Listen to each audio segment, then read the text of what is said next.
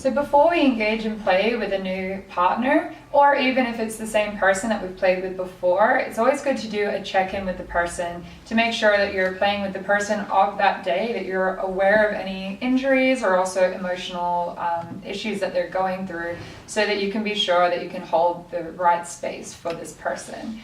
So a lot of people make the mistake of just sort of intuitively wanting to get into playing with someone without the vital communication, and then this is when consent mishaps can happen, that you might think that this person is pretty open and that they wouldn't mind your hand on their breast, but then this can be extremely triggering for people. And actually I've found in the workshops that I teach, doing the check-ins and the communication aspect has been one of the most kind of enlightening experiences for a lot of people who have lived their entire lives without these kind of conversations, without these kind of check-ins, and without people really asking these questions of them. So this actually can be one of the most healing aspects, as much as it can sometimes feel a little bit robotic to go through a check-in list, and some people might think that it's like a bit of a mood killer to then be having to have this conversation, but we'll give an example conversation soon so you can see that it actually can really make it a more erotic experience. It can really build intimacy with the person, and it can build the suspense and really make the experience so much better. And I find personally, as a person doing the tying, when I've had this kind of conversation and got this framework from the person, then it makes my job a lot easier. It makes me a hell of a lot more confident in what I'm doing. While if I'm tying someone and they tell me that they don't really have any boundaries, they don't know what they want, they don't have any idea of the experience that they're after, then it sort of leaves so many options that you kind of have a little bit of a reservedness. You don't know how far you can take the experience, so you play it safe. So it's in the model's best interest to really dive in and have a check-in about what they want to experience here, and what they desire. So a lot of people honestly won't know what they desire, and this is often a result of trauma or of having their boundaries crossed previously. And sometimes you'll need a lot of patience with someone, and maybe some examples. So I'm attaching the check-in sheet for this segment, as well as a list of different kind of kinks and sensory play things. So this can really help for someone to be given a list and ask like yes, no, and maybe for an experience, and then they can really think, okay, so like, spanking, am I okay with this, am I not? Well, if you're just giving them of everything, what do you want, then that can be a little bit overwhelming for people that aren't really sure if it's their first time experimenting with kink. So some of the basic check-ins that we have are, how are you feeling emotionally? So this is really important. If someone's feeling a bit depressed or vulnerable, then you're going to have to make sure that you're really, holding space for that. If someone's feeling really ecstatic and saucy and juicy, then you know that you can play with that as well. So it also helps you, as the person holding space, to kind of be aware of what to expect. So if someone is in a very vulnerable space, maybe they're dealing with a lot in their life right now, it's very common that being tied and being in this kind of space will bring up emotions, will bring up tears, might bring up anger, etc. So if you're aware of this to begin with, then you can really know how to hold space for that person and how to allow those emotions. So often I'll give people rope sessions when they're feeling very sad or vulnerable, and then be able to really encourage them to just cry and let go, and this can be really healing for the person. So another one is, what kind of experience are you looking for? So this seems like a simple question, but like I mentioned before, some people really don't know what they want. They've never been asked, they've never tried any of this, they have no idea what kind of experience they're after. So often it's good to give some examples. So, are you after something sensual? Are you after something playful? Are you after something kinky? Are you after something where you just want to feel kind of held and nurtured and cuddled? There's so many different realms, and there might be things that you as a rigger specialize in that you might want to put forward, but again, it's about the person being tied and what kind of experience they're after. So it's important to know, because also part of consent is making sure that they consent to the energy that's being brought to the place. So If someone says that they want a friendly, cuddly tie and you start doing an erotic tie on them, then that is a form of consent violation because they haven't consented to erotic energy being brought in. So it's really important to be aware of, is the person after this kind of experience, and not bringing in, you know, this really like raunchy, sexy energy to someone that isn't interested in that.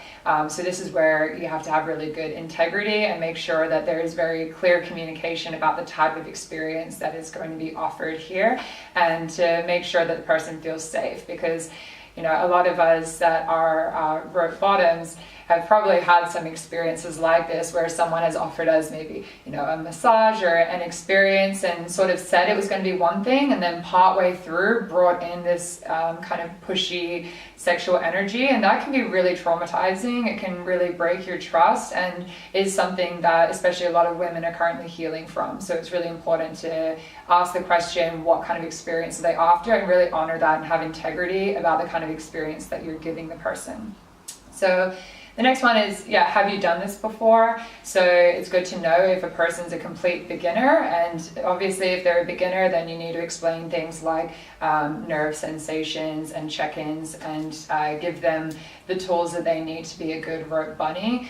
Expecting that someone that's never been tied before is going to be able to communicate is a little bit dangerous. In my experience, men tend to be pretty good at communicating, but often women have issues with this because of the way that society has treated women in the past. So especially being conscious of that, and making sure that you're giving them the tools that you both need to be able to communicate safely through the whole experience. The next one is, do you have any health conditions or injuries?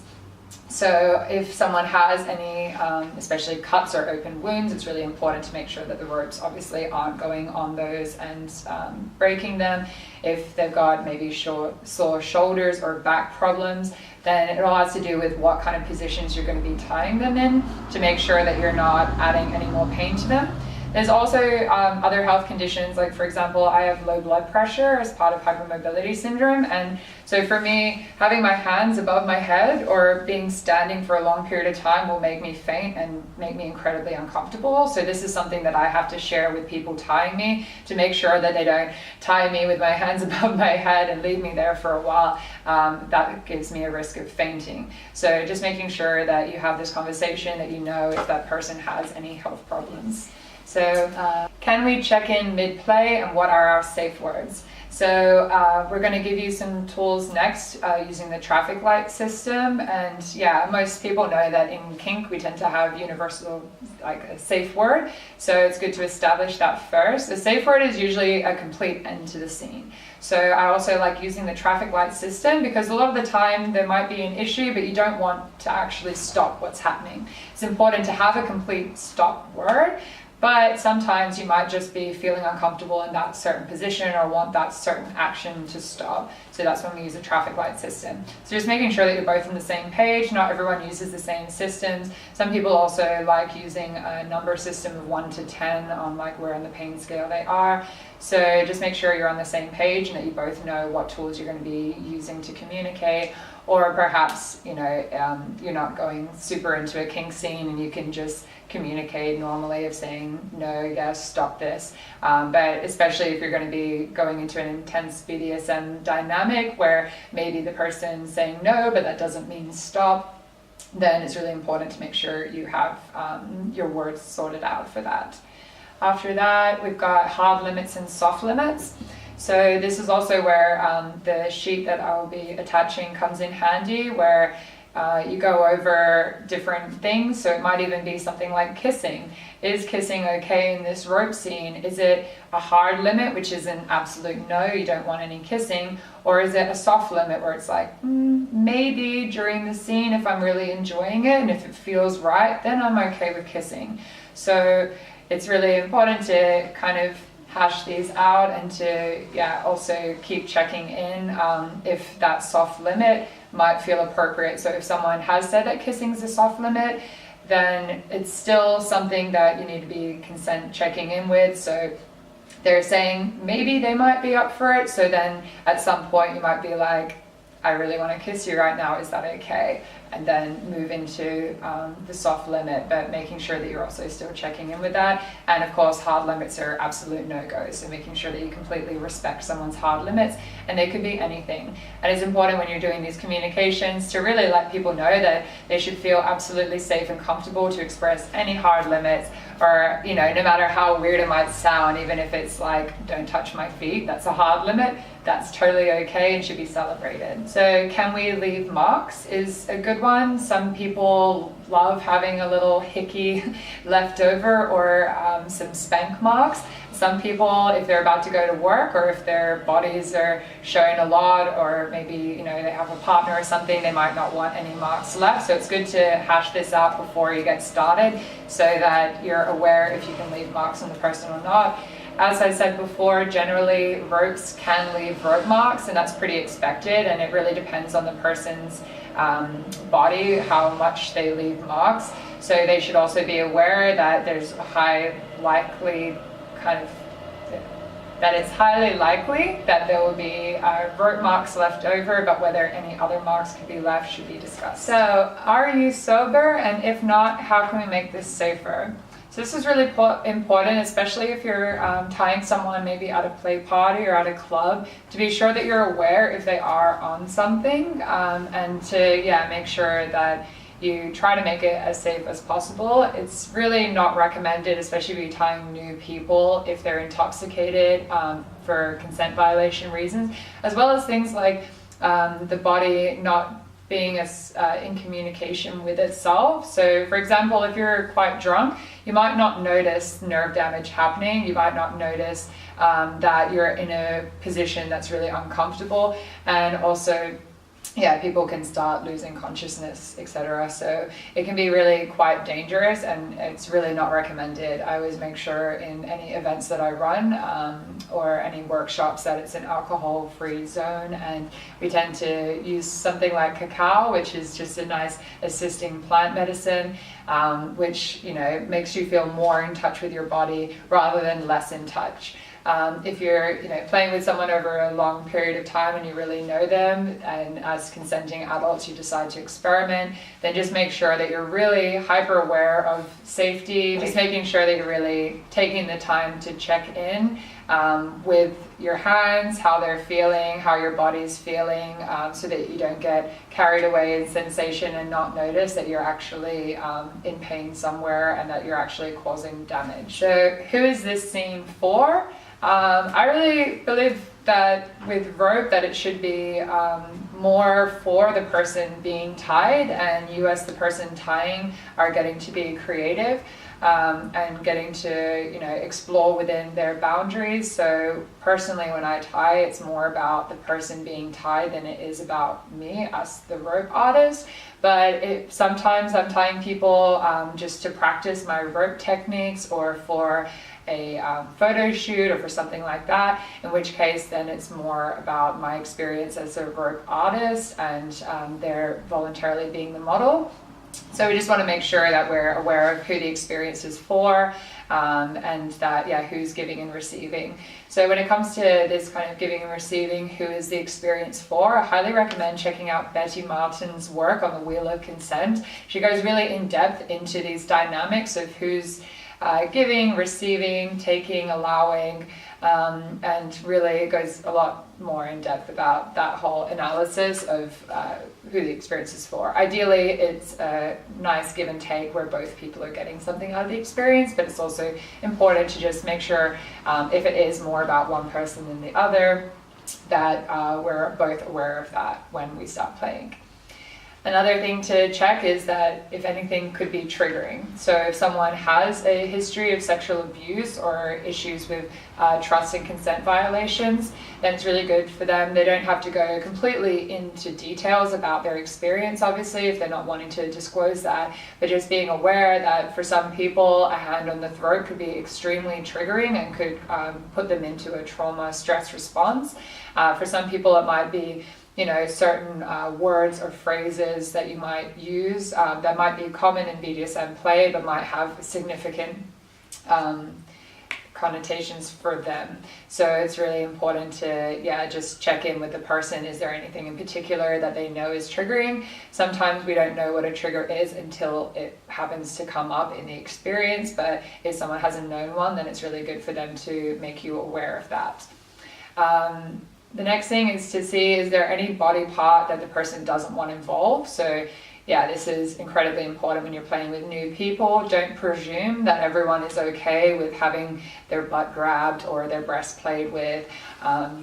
Even certain things like having hair touched or pulled. A lot of people are self-conscious about their belly. So I always check in with this, and sometimes people will be like, oh, I'm a little bit self-conscious about my belly, but I guess it's okay. And I take that as a no, and I don't bring that area in unless we're specifically doing something that's trying to heal that particular emotion or that particular kind of way that they see their body. But in general, it's better to just skip using that body part at all if it's going to then get them into a self-conscious state of mind and make them come out of the experience. So this is something that's really important to check out with the person. Also for safety and consent reasons about breasts or genitals or anything like that. Also, if you are going to be doing genital touch, then obviously you need to have the conversation about safer sex if you're using barriers, etc. Also, being aware that if you use your ropes for tying lots of different people, that you have hygiene in mind, that you're not putting body fluids on the ropes and then using them on someone else. Obviously, that's incredibly dangerous and unhygienic. So being sure if the ropes are going to be touching anywhere intimate, that they're clean, that they're being sterilized, and that you're not then going to use them on someone else. So there's always different ways that you can clean your ropes and make them hygienic, but just making sure that you're aware and that you're not putting dirty ropes that have been used on someone else on someone else's genitals. Obviously that can cause all kinds of cross-contamination and problems. Also, a lot of people I see just chucking the rope into people's mouths.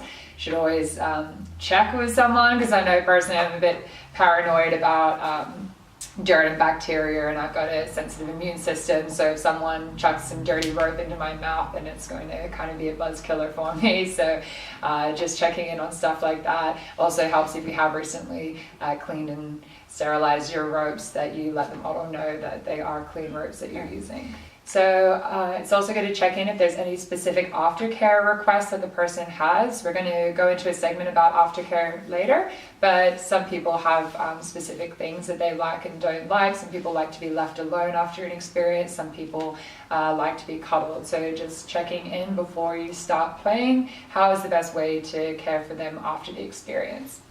Also, things like, are there any time limitations to this scene? We try to make sure if we're tying someone that we have a lot of time. You don't want to just be doing these quick things and feeling stressed for time. You want to be able to relax into the experience. But this can be important if you are at an event or a party, that you're aware. For some people, doing rope is a multi-hour experience. For some people, they like doing a quick little 15-20 minute rope tie and let you go. So it's good to have an idea before you start. How long is this experience going to go for?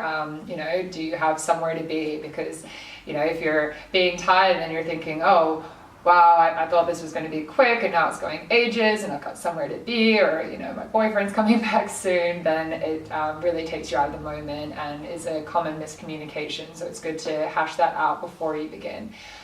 Also, speaking of boyfriends, it's really good to be aware if the person is in a relationship or not. Obviously, if a lot of people are somewhat monogamish or in a polyamorous relationship, just so that people know what they're getting into if they're tying someone. Are you in a relationship? Are you not? Is there someone that might get pissed off at me for tying you?